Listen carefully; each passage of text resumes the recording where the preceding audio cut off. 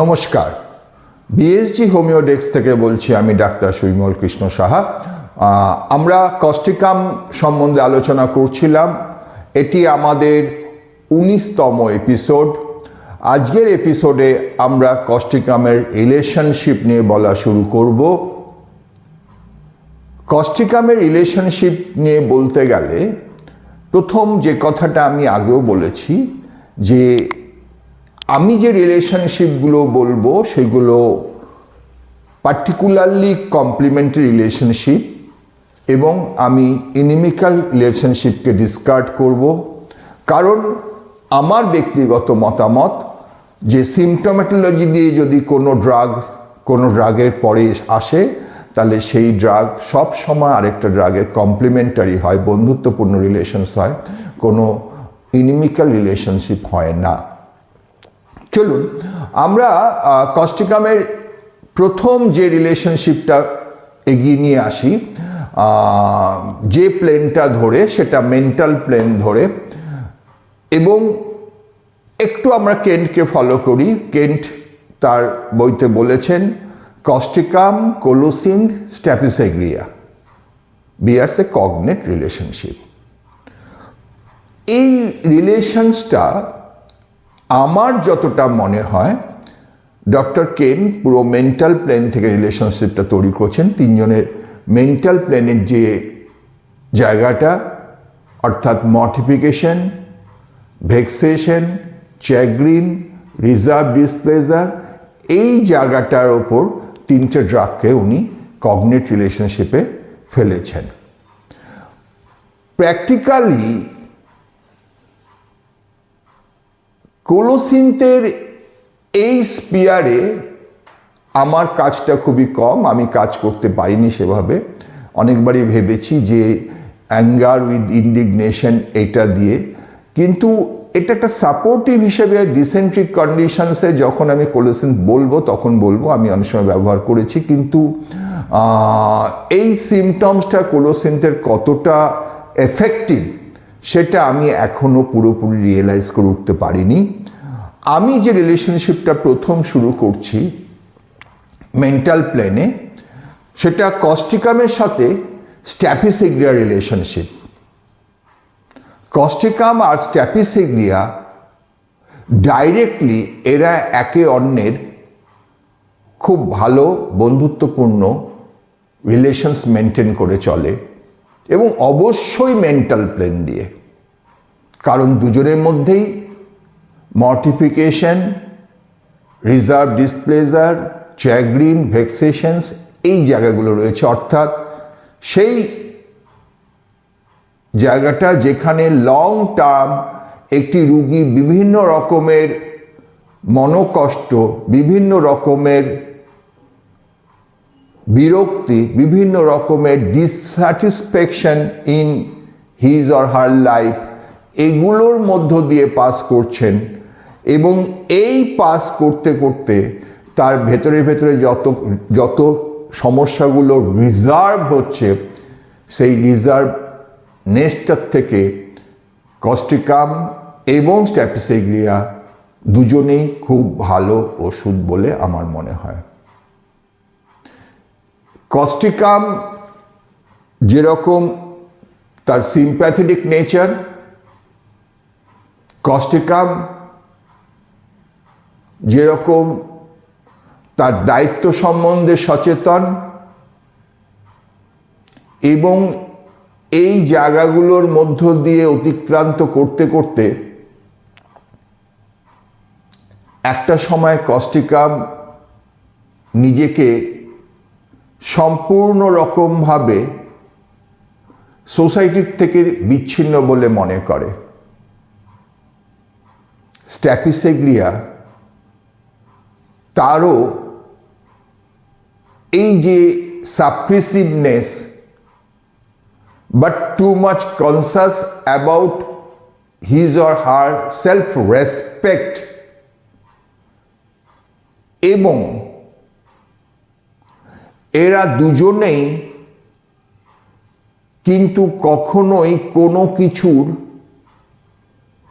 Direct প্রতিবাদটা rudely করে না, অর্থাৎ এরা এদের সেলফ ডিগনিটির ব্যাপারে খুব ওয়াকিবহাল।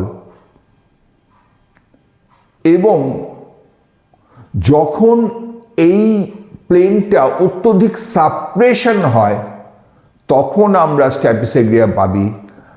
আর এই প্লেনটার সাপ্রেসড কন্ডিশনটা যখন multiple dimension of physical symptoms নিয়ে আসে, যেগুলো আমি বারবার বলেছি, ইনটলারেন্স অফ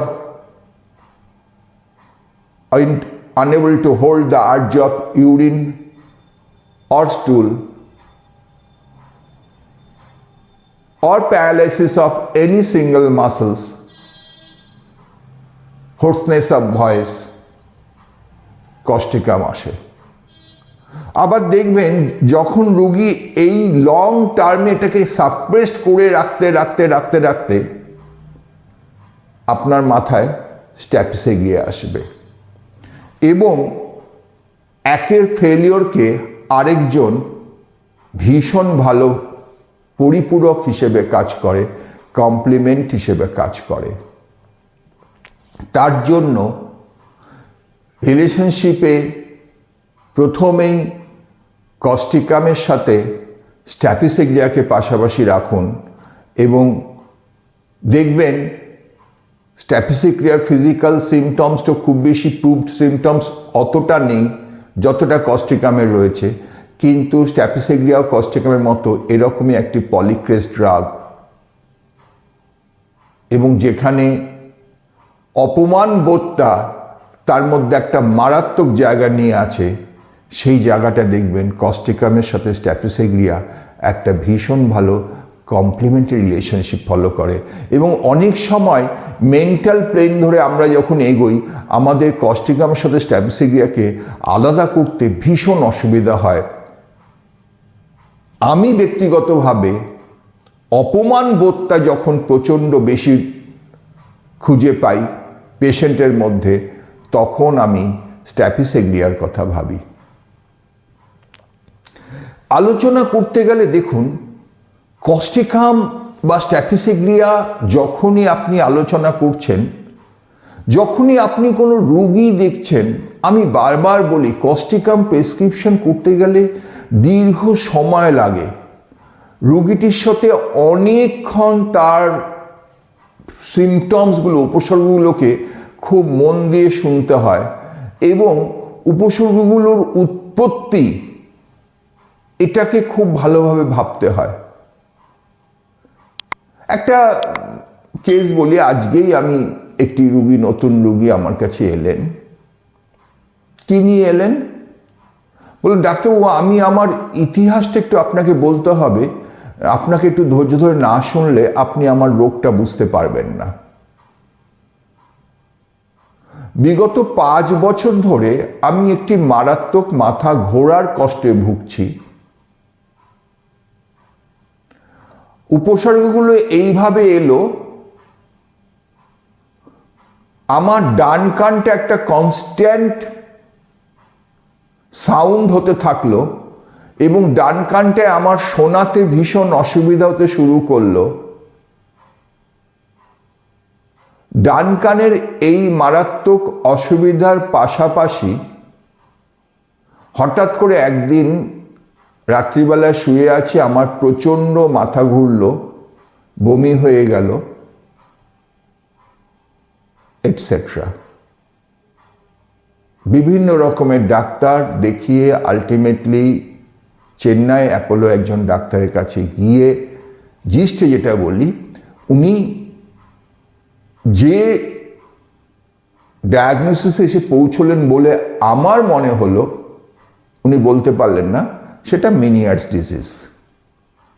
আমি জিজ্ঞেস করলাম, আপনি কি ডাক্তারবাবুরা মেনিয়ার্স ডিজিজ বলেছেন? বলল যে এটা তো ঠিক বলতে পারবো না। আচ্ছা, আপনি কি ওষুধ খাচ্ছেন বলুন? হ্যাঁ ডাক্তারবাবু, এই ওষুধগুলো কিন্তু আমাকে সারা জীবন খেয়ে যেতে হবে, এটা আমি বন্ধ করতে পারবো না। আপনি কিন্তু জেদ করে এক্ষুনি বন্ধ করে দিন বললে ভুল হয়ে যাবে। আমি অন্তত বলি না। আমি যেহেতু সেখানকার কাগজপত্র নিয়ে আসেনি, তার সিমটমস শুনে আমার এই রোগটির কথা মনে হলো, এবং যে ওষুধটা খাচ্ছে সেই ওষুধটা নিয়ে আমার এক ছাত্র নেট খুলে দেখলো, হ্যাঁ স্যার এটা মেনিয়ার্স ডিজিজের ওষুধ, এবং তাকে বলা হয়েছে সারা জীবন এটা খেয়ে যেতে হবে, এটা বন্ধ করা চলবে না। ডাক্তারবাবু, আপনার কাছে আমি এই উপসর্গটা নিয়ে আসিনি, এটা আমি জাস্ট ইতিহাসটা বললাম। এখন আমার যে সমস্যাটা হচ্ছে, আমার ডান হাত অসম্ভব ঝিরঝির করছে, এবং আমার ডান দিকের চেস্ট ওয়াল দিয়ে একটা ঝিরঝির নাপছে, অবশ হয়ে যাচ্ছে, এবং এই সমস্যাটা আমাকে ভীষণ রকমভাবে কষ্ট দিচ্ছে, এবং এর আমি কোনো উপশম পাচ্ছি না। এইটা আপনি দেখুন, ওই ওষুধটা আমাকে খেয়ে যেতে হবে, ওটা আমার বন্ধ করা চলবে না, মারাত্মক কষ্ট হয়, সে ভাবা যায় না, এবং ওটা আমার চলবে। আমি জিজ্ঞেস করলাম এই কষ্টটা কখন বাড়ে। মডালিটিস পেলাম, একটু জিস্টে আপনাদের বলি, মডালিটিস পেলাম মোশনে অ্যাগ্রাভেশন, রেস্টে অ্যামিলিয়েশন। হিট করলে কোনো রিলেশনস পাচ্ছি না, প্রেশারে কিছু পাচ্ছি না রিলেশনস, ঘাড়ে ব্যথা আছে, ফিজিওথেরাপি করলে বা একটু ব্যায়াম করলে কমে, অর্থাৎ এখন সে সার্ভাইকাল স্পন্ডিলাইটিসের সমস্ত উপসর্গগুলো বলছে। এটার উপর তো ওষুধ এলো না। জেনালাইটিস নিলাম, জেনালাইটিসও সেরকম রিমার্কেবল সিমটমস কিছু পেলাম না। হট পেশেন্ট, হাত পায়ের তলা সামান্য গরম, ঘাম ভালো হয়, মুখে হয়, পিঠে হয়, খিদে ভালো, খিদে পেলে দুর্বল লাগে, শীতের দিনে সে একটু হালকা গরম খেতে পছন্দ করে, কিন্তু অন্য সময় সে ঠান্ডা খেতে পছন্দ করে।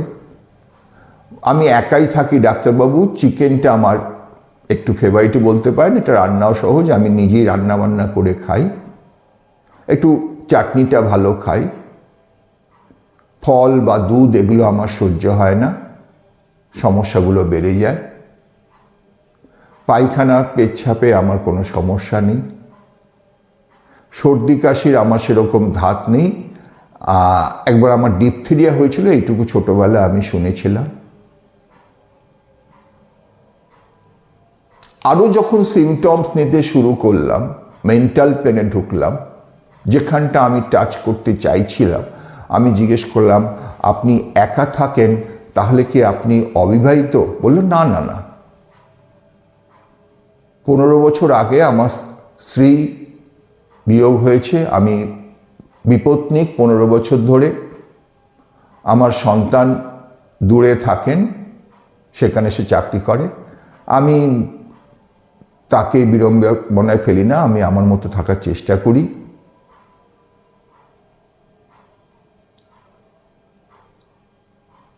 আর তার লোকজন ভাল লাগে, গল্প করতে ভাল লাগে। আমি জিজ্ঞেস করলাম অন্যের বিপদে আপদে এগিয়ে যাওয়ার প্রবণতা। বললো ডাক্তারবাবু, আমি ঠিক ওইভাবে মানে ঢাকঢোল পিটিয়ে অন্যের বিপদে এগিয়ে যাই এরকম আমি নই।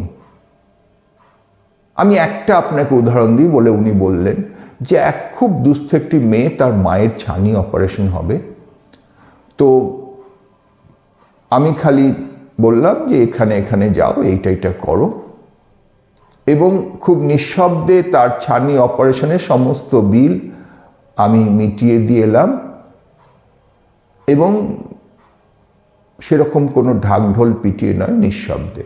আমার বেশি আড়ম্বর করে নিজেকে প্রচার করা এটা ভালো লাগে না। আমরা স্ত্রী বিয়োগের একাকে বললে সেটা তো আছেই, এটা তো আর পূরণ হবে না, তবু একটু আশাবাদী যে আমার ভাবি বৌমা বলেছে আমাকে সাথে রাখবে, দেখা যাক ঈশ্বরের কি ইচ্ছে। এই মেন্টাল সিমটমসটুকু নেওয়ার পর আমি কস্টেকাম প্রেসক্রিপশন করতে পারলাম। Prolong silent grip, due to loss of his wife, extreme sympathetic, but that sympathetic is without any self-interest, that is without any conditions. খুব নিঃশব্দে লোকের উপকার করতে ভালোবাসেন, বেশি ঢাকঢোল পিটিয়ে না, একদম এইভাবে। রাইট ইয়ারে ডিফেক্ট, ডাক্তারবাবু এখনো কনস্ট্যান্ট বাজিং সাউন্ড, অর্থাৎ ট্রিনিটাস অরিয়াম এটা চলছে, ট্রিনিটাস হয়ে যাচ্ছে, এটা থেকে যাবে, এটা কিছু করা যাবে না। ডান দিকের হাত দিয়ে ঝিরঝির ঝিরঝির করছে। তাহলে আশা করি আমি বোঝাতে পারলাম আমি কস্টিকাম কেন প্রেসক্রিপশন করলাম। কিন্তু এই যে আমি 3-4 মিনিটে কেসটা বললাম, যখন আমি কেস টেকিং করি এই কেসটা শুনতে আমার 30 থেকে 35 মিনিট সময় লেগেছিল। অর্থাৎ যেটা আমি বারবার বলছি, কস্টিকাম প্রেসক্রিপশন কিন্তু সময় নিয়ে করতে হবে এবং রোগীর মানসিক উপসর্গগুলো খুব ভালো করে শুনে নিয়ে কস্টিকামের কথা ভাবতে হবে। তাহলে আমরা কস্টিকামের প্রথম বন্ধু হিসেবে যাকে সিলেক্ট করলাম তিনি হচ্ছেন স্ট্র্যাপিসেগ্লিয়া। কস্টিকাম যার সবচেয়ে ভালো বন্ধু সে হচ্ছে ইগনেশিয়া মেন্টাল প্লেনে। দুজনেরই প্রচুর সাইলেন্ট গ্রিপ আছে। কস্টিকামের সাইলেন্ট গ্রিপ আমি বললাম সেভাবে ইনভলান্টারি শাইং দিয়ে হয় না ইগনেশিয়ার মতো। কস্টিকামের সাইলেন্ট গ্রিপটাই এক্সপোজড হয় প্যারালাইসিস অফ সিঙ্গেল মাসল। আমি আগের দিন একটা জ্বরের কেসে বলছিলাম, যখন রুগীটি বলছে যে উঠে দাঁড়ালে আমার ঝরঝর করে পেচ্ছাপ হয়ে যাচ্ছে, তার বড় মেয়েকে নিয়ে খুব দুশ্চিন্তার যে কথাটা আপনাদের আমি বলেছিলাম। তাহলে এই যে গ্রিপ, আমি অনেকের কাছে, অনেক বয়স্কদের কাছে শুনেছি ডাক্তারবাবু সন্তান হারানোর থেকেও জামাই হারানোর কষ্টটা আরো বেশি,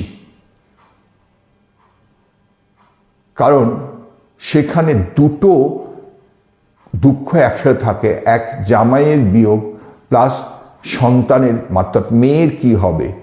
এটা আমি অনেকের মুখে বলতে শুনেছি। এই বিয়োগ ব্যথা বড় কষ্টের। যারা এটায় ভুগেছেন তারা, তাদের মুখে শোনা যে সন্তানের থেকেও জামাইয়ের বিয়োগ ব্যথাটা বড় কষ্টের। তাহলে যে কেসটা আমি আগের দিন বলেছিলাম, যেখানে আমি কস্টিকামের কথা বলেছিলাম জ্বরে, তাহলে কস্টিকামের সাথে ইগনেশিয়ার একটা ভীষণ ভালো রিলেশনশিপ এবং কস্টিকাম ইগনেশিয়াকে কমপ্লিমেন্ট করে ভীষণ ভালো এই মেন্টাল প্লেনে। দুজনেরই সাইলেন্ট গ্রিপ, দুজনেরই যে চেঞ্জেস অফ মুড, মর্টিফিকেশন, এগুলো রয়ে গেছে। কস্টিকামের ইগনিশিয়ার বেলায় আমরা তার ইনভলান্টারি শাইং, তার সিমটমস অফ কন্ট্রাডিক্টরি নেচার আর তার হিস্টেরিক সিমটমস পাবো। কস্টিকামের বেলায় আদার্স, তার সিম্প্যাথেটিক মাইন্ড, তার ফিজিক্যাল জেনারেলস এটসেট্রা দিয়ে আমরা ইগনিশিয়াকে কস্টিকাম দিয়ে কমপ্লিমেন্ট করব। কস্টিকামকে ভীষণ ভালো কমপ্লিমেন্ট করে আরেকটি ড্রাগ, তার নাম অরাম মেটালিকাম। অরাম মেটালিকাম কস্টিকামের একটি খুব ভালো কমপ্লিমেন্টারি মেডিসিনস। আমরা জানি ডিপ্রেশন যখন একটা মারাত্মক জায়গায় পৌঁছে যায়, ডিপ্রেশন যখন একটা মারাত্মক জায়গায় পৌঁছে যায়, তখন কস্টিকামকে ভীষণ ভালো কমপ্লিমেন্ট করে aurum met. Loses all desires of her life, আরও এক্সট্রিম জায়গায় বাঁচার উৎসাহটা হারিয়ে ফেলে। মাল্টিপল ডাইমেনশনে ডিপ্রেশনের সিমটমস আসে অরামমেটে, যার জন্য aurum met is a unique medicines which complements causticum in mental plane. তাহলে আসুন আমরা কস্টিকামের সবচেয়ে বড় বন্ধুর মধ্যে প্রথম বললাম স্ট্যাফিসেগ্রিয়াকে, আমরা বললাম কস্টিকাম ইগনেশিয়ার খুব ভালো বন্ধু, আমরা বললাম অরামমেট কস্টিকামের খুব ভালো বন্ধু। কস্টিকামের অসম্পূর্ণ কাজ অরামমেট খুব ভালো সম্পূর্ণ করে। এবার আমি যে কথাটি বলবো কস্টিকামের বন্ধু হিসেবে সবাই তাকে কস্টিকামের শত্রু বলে, অর্থাৎ ফসফরাস। অনেক সময় দেখেছি কস্টিকাম এবং ফসফরাস একে অন্যের বন্ধু হয়ে দাঁড়ায়। কেন যে এদের শত্রু বলা হয় আমি বুঝে উঠতে পারিনি। অনেক সময় দেখেছি সিমটমসগুলি শিফট করে রাইট টু লেফট। কস্টিকামের সিম্প্যাথেটিক মাইন্ড যখন at the end of life apathy develop করে,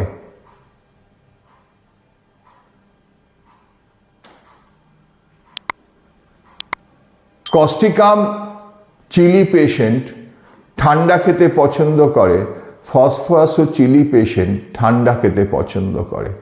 দুজনেরই অসম্ভব জল তেষ্টা। এই জায়গাগুলোকে যদি আমরা দেখি তাহলে আমরা দেখব যে ফসফরাস কস্টিকামের শত্রু নয়, ফসফরাস কস্টিকামের বন্ধু হয়ে কাজ করে। দুজনের মধ্যে অনেক সময় কন্ট্রাস্ট সিমটমস থাকে এবং রোগীরও দেখা যায় সিমটমসগুলির মধ্যে একটা কন্ট্রাস্ট নেচার তৈরি হয়। কিরকম? এই আমি বললাম কস্টিকাম শুকনো খেতে পছন্দ করে, একটু শুকনো শুকনো খেতে পছন্দ করে, ফসফরাস একটু ঝোলা ঝোলা খেতে পছন্দ করে, একটু ডালটা গুড়িয়ে যাচ্ছে, ঝোলটা গুড়িয়ে যাচ্ছে, এটা খেতে পছন্দ করে। কস্টিকাম যখন নোনতা খেতে পছন্দ করে, ভাজা খেতে পছন্দ করে, ফসফরাসও দেখা যায় কি দেখা যায় সে একটু টক খেতে পছন্দ করে, সে একটু ice cream, cold drinks, freezing food খেতে পছন্দ করে। যখন এই সিমটোম্যাটোলজিগুলো পাল্টে যায়, আরেকটা কি, দুজনেরই যে মেন্টাল প্লেনটা, সেই মেন্টাল প্লেনটার এন্ড জায়গায় গিয়ে যেরকম কস্টিকামে আমি বললাম অ্যাপাথি অফ লাইফ, ফসফরাসেরও সেই অ্যাপাথি অফ লাইফ। কস্টিকামের যে সিম্প্যাথেটিক, ফসফরাসকেও যদি সিম্প্যাথেটিক ধরা যায়, কস্টিকাম যে সেন্সিটিভ মাইন্ড, ফসফরাসও একই রকম সেন্সিটিভ মাইন্ড। দুজনেই টাচি, দুজনেই সফট মাইন্ড থাকে, যার জন্য কস্টিকাম এবং ফসফরাস একে অন্যের পরিপূরক হয়। কাশিতে অনেক সময় আমরা দেখেছি ফসফরাস কস্টিকামকে কমপ্লিমেন্ট করে। নিউরোলজিক্যাল প্রবলেমস যখন রাইট থেকে লেফটে শিফট হয় তখন কস্টিকামের পরে ফসফরাস এসে যায়। তাহলে আমরা কিভাবে এদেরকে ইনিমিক্যাল বলি? আমরা তো অনেক সময় এদেরকে একে অন্যের পরিপূরক হিসেবে ব্যবহার করি। আমি আপনাদের বলছি, আপনারা যদি পিওর সিমটমস ধরে এগিয়ে যান তাহলে আপনারা দেখবেন অনেক সময় কস্টিকামের পরে ফসফরাস এসে যায়। তাহলে এই যে ডিপ্রেশন নিয়ে আমরা আলোচনা করছিলাম, যে ডিপ্রেশনে কস্টিকামের কমপ্লিমেন্টারি স্ট্যাপিসেগ্রিয়া, ইগনিশিয়ার কমপ্লিমেন্টারি কস্টিকাম, কস্টিকামের কমপ্লিমেন্টারি অরামমেট, কস্টিকামের কমপ্লিমেন্টারি ফসফরাস, এই রিলেশনসগুলো আমাদের প্র্যাকটিস ফিল্ডে আমরা প্রচুর পাই। সেই জন্য আমার অনুরোধ রইল, অন্ধের মতো থিওরিকে না ফলো করে প্র্যাকটিস ফিল্ডে যেভাবে রুগীর সিমটমসগুলো আপনাকে ডিসপ্লে করবে রুগী, সেটাকে ধরে যদি আমরা এগিয়ে যাই তাহলে আমাদের সাকসেস অনেক বেশি ভালো হয় বলে আমি মনে করি। আমরা পরবর্তী এপিসোডে কস্টিকামের আরও অনেক রিলেশনস নিয়ে আলোচনা করব। ভালো থাকবেন, সুস্থ থাকবেন।